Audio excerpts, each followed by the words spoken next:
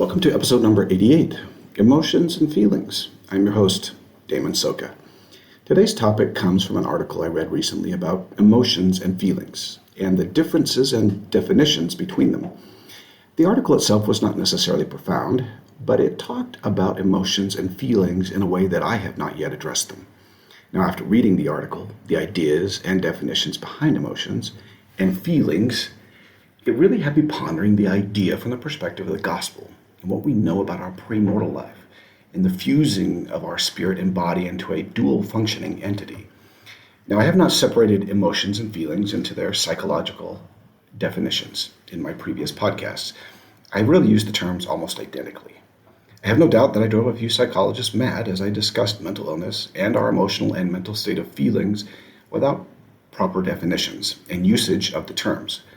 But after reading this article, I realized that it makes good sense to separate these two words into their respective definitions, and then really to discuss them in terms of a gospel premortality and mortality. And now, before I get to the real definitions of the words, understand that even psychology has difficulty with them in some senses. They can't even fully decide on how many base emotions exist, and really in some ways struggle to pin down the human experience as far as emotion and feelings. This doesn't mean that they don't have some solid points of agreement and discussion. It means that the field of the study itself is more subjective than one might think, and there are still many unanswered questions.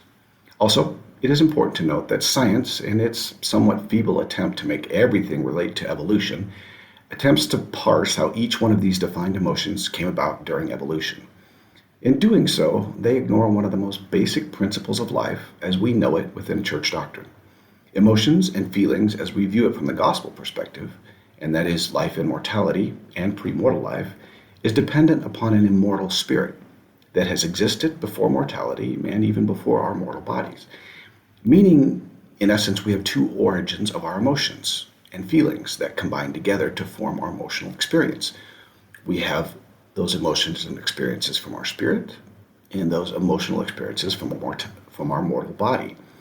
Also, it's important to note that the spirit has already developed a sophisticated, experienced set of emotions and feelings before we even entered mortality. We come pre-programmed, as it were, from a previous life of experienced emotions and feelings.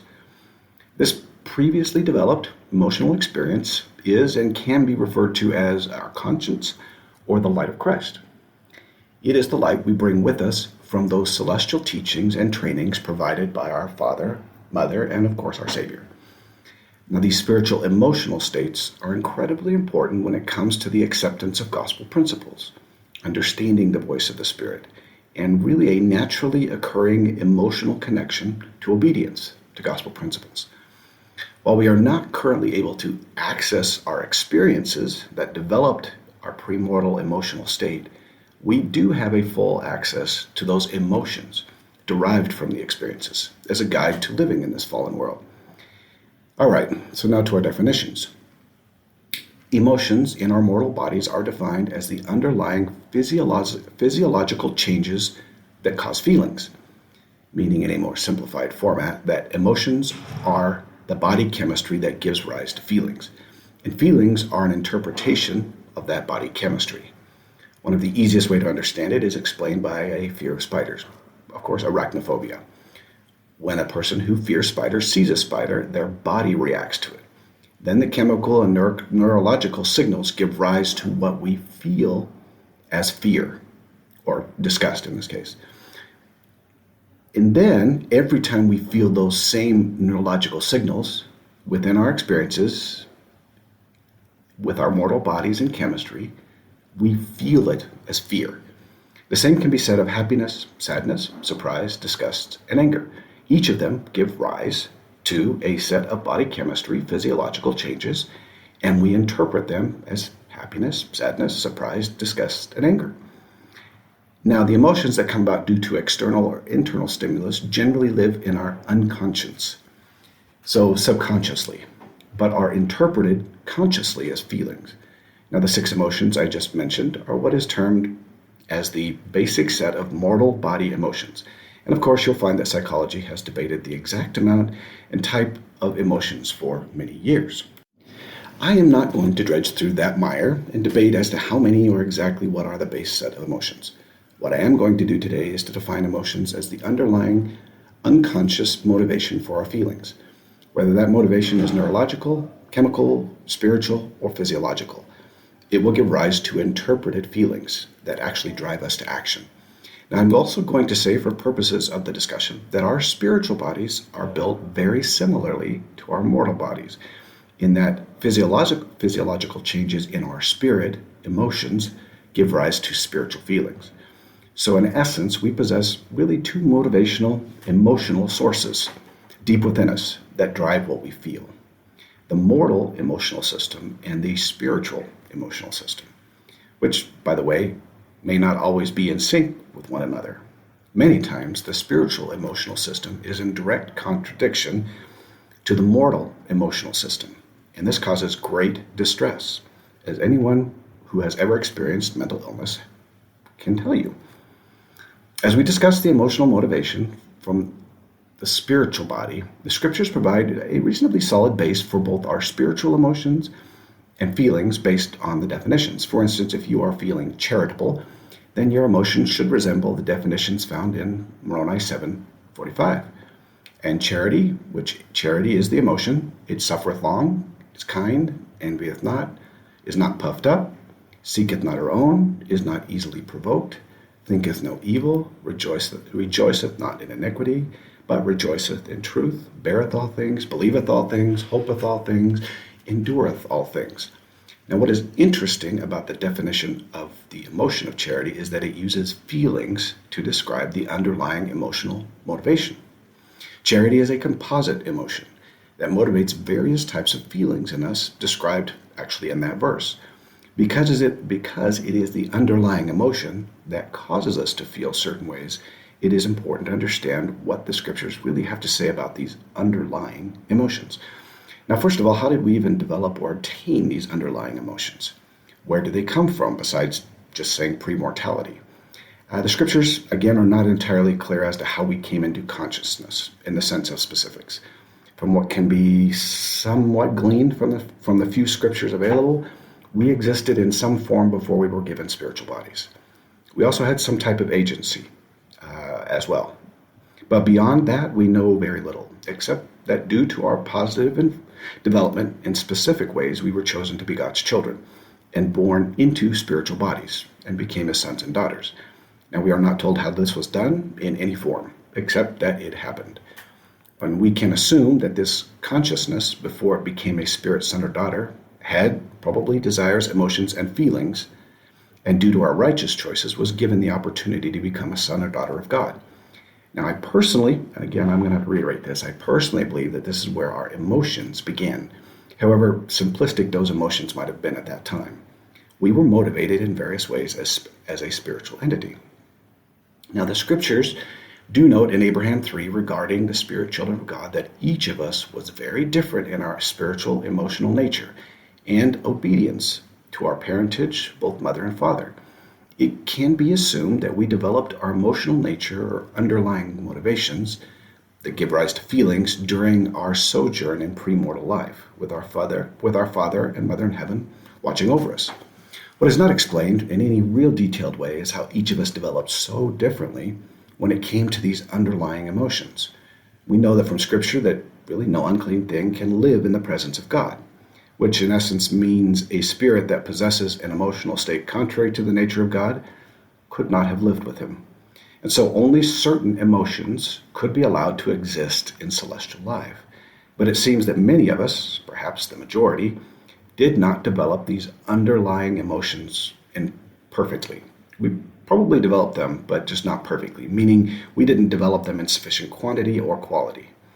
And we see before coming to this earth that even 1/3 of those of us chose against this celestial emotions or a celestial nature and followed their own course into eternal darkness. We also see that many will inherit the lowest kingdom of glory, as noted in Doctrine and Covenants 76. If you consider the number of spirits that have not and did not develop a true celestial nature or this set of celestial emotions, based on this 1/3 who were lost before mortality and numerous hosts talked about by the prophet in Prophet Joseph in Doctrine and Covenants 76, who would find themselves in the celestial kingdom, then developing a celestial set of emotions was not as common as one would think it to be, considering a celestial parentage, who did possess those same celestial emotions and attributes. For me, this is one of the great mysteries of the premortal life. How did so many of Father's children lose their way? Now, what is certain from what small evidence we have in the scriptures is that we did mature as spiritual beings with very developed emotional motivations before coming to this earth. Some had developed their emotional state sufficiently that the Father could call them to specific assignments, fully confident that they would complete their missions on the earth. He called these individuals the noble and great ones. They would not be perfect in their sojourn on the earth, but their individual natures or celestial emotional motivations were so developed that there was little to no chance that they would not complete their missions and return to celestial life. The Lord had great confidence in them because of their nature and their obedience in the premortal life. This is also the reason why children who die before the age of accountability can receive a celestial designation without any real testing in mortality. Their spiritual natures, their celestial emotional state, were so developed that there was little need for testing and trials for development. So each of us has a very developed spiritual set of emotions that respond to, of course, spiritual stimuli. Now, as we can see from the significant variation in obedience and acceptance of gospel principles in premortality, and even our world today, there exists a wide development of spiritual emotions in the premortal life. Some today respond very easily to spiritual stimuli and the gospel message, and others do not respond at all. This is simply evidence of their celestial emotional development in the premortal life. Now, when we talk about these spiritual emotional motivations in the scriptures, the word most used to describe them is the heart. Now, Alma uses the metaphor of the spiritual heart as he discusses the change of heart fairly extensively, actually, in his sermon to the membership in Zarahemla in Alma 5. And there are some interesting ideas he notes about a change of heart that are important to understand about our spiritual emotional development. The first is that he discusses a changed heart, not as changing our underlying emotions by our own will or by ourselves, but that a change is wrought upon our hearts, meaning that some type of external stimulus is overshadowing our emotional conditions and causing a change to occur, or what is often referred to as a change of nature or change of heart. Now, he notes that it is the Spirit that causes this change to occur, and that the change requires we ask in faith and also seek to demonstrate our faith by changing our actions. Now, he also notes that one can have a change of heart, but also revert back to our previous motivations if continued development is not pursued. Meaning that for a change of heart to stick, one has to continually seek it. Now, while Alma mentions that an initial large change of heart can occur, he also discusses the idea that the change most often occurs over time rather than all at once, by stating that he himself had fasted and prayed many days to have the change of heart occur in his life. Alma also noted something very important about the intertwining of the spirit body and mortal physical body. Our physical body comes with a set of emotions built in by genetics, culture, and even our mortal parentage teachings, sometimes trauma and other external sources. He notes that often the spirit and the body coexist with differing motivations, and that allowing the physical body preference over the spiritual is problematic and often sinful in nature. He notes that by allowing the physical body emotions to take preference over the spiritual, one can change the nature of our spiritual emotional motivations, and they will begin to mirror the lesser physical body motivations, meaning that if we allow our physiological mortal emotions to overtake the spiritual by our own choice, then the spiritual will begin to look a lot like the mortal. In almost every case, that is bad for spiritual nature. Now, this leads me to some important ideas regarding emotional motivations, feelings, and what we've experienced in this life, and more especially when it comes to mental illness. As I have said, we have two competing emotional motivations within our body, those of our physiological body, our physical body, and those of the spiritual body. Under normal conditions, meaning outside of mental illness, the emotional state that gets nurtured is the one that typically develops and presides, meaning that if we nurture the spiritual, our mortal emotional state becomes more like our spiritual. And of course, it works the other way around. However, under conditions of mental illness, the emotional state of the mortal body ramps up significantly to the point that the spiritual emotional state is often drowned out by the river of mortal emotional depression, anxiety, or mania, meaning that the physiological body expands and deepens the mortal emotions so significantly that it often overpowers the spiritual ones. This doesn't mean that we don't ever feel the spiritual emotional undercurrent. It simply means that its influence will be less effective in our lives, even when we are trying desperately our best to listen and develop our spiritual nature. What mental illness does, in effect, is to turn up the volume of the mortal physiological emotions so that what we feel is the overwhelming feelings of depression, anxiety, and, of course, even mania. Now, this emotional river of mud and debris clouds our every thought, judgment, and motivation, and causes serious distress to occur between the two motivational sources. Our spiritual motivational source is desperately attempting to talk to us about truth, about what we're doing good, about those who love us, those who are helping us and who we are helping, and really how well we are doing in the gospel, while our physiological emotions are telling us about worthlessness, darkness, doubt, sadness, pain, and just how badly we are doing in the gospel. Now, when these two deeply entwined motivational forces run against each other, there is going to be pain and suffering. And that pain and suffering causes us to attempt to reconcile the two motivations, spiritual and mortal. It is very difficult to live in a body tearing itself apart at the very foundational level of emotions. My experience has been that I struggled for days with the disconnect between the two, and often just give in to the depression or anxiety, so that at least the pain and suffering lessens from the disconnect. As I've talked with others, they have expressed the same idea. The fight between the two is painful, and that pain increases as the episode progresses until you give in to those overwhelming feelings of the mental illness. Now, giving in may not make much sense to those who have never suffered, but for those of us who have deeply suffered, giving in makes perfect sense, given the level of emotional distress and pain experienced during the episodes. Now, I am not advocating that we should give in. I just understand why we do. That fast-moving river of mortal emotions brought about by mental illness is strong and it is consistent. It feels as though no matter what we do, that river of negative emotions is never going to abate. We feel as though we've lost control, and I think in some senses that's probably true because our emotions, those underlying physiological changes, are not generally part of our conscious thoughts. We have no real way to address them. They're subconscious. Mental illness does not attack us at the interpretation level of our feelings, but at the motivational level deep in our subconscious. This is why we can't just snap out of it or change our mood. The illness is directly affecting the most foundational level of our motivation that gives rise to our feelings and our thoughts. So in so doing, it changes how we perceive the world around us and how we interpret that world. Where we should be happy and at peace, our world can be perceived to be falling apart because we interpret that world through our motivations and motivational state. Probably the most difficult part of the illness is that rationally the mind can't understand how the motivations have changed so drastically when nothing external has changed in our lives. So now what about those spiritual emotions that seem to disappear when an episode comes upon us? I believe that the spiritual emotional motivation system is still working underneath that overwhelming feelings of despair and hopelessness. It does have great difficulty rising to the surface, and when it does, it causes such a painful disconnect and confusion between what we are feeling from our mortal body that we often dismiss it without probably even really knowing that we have.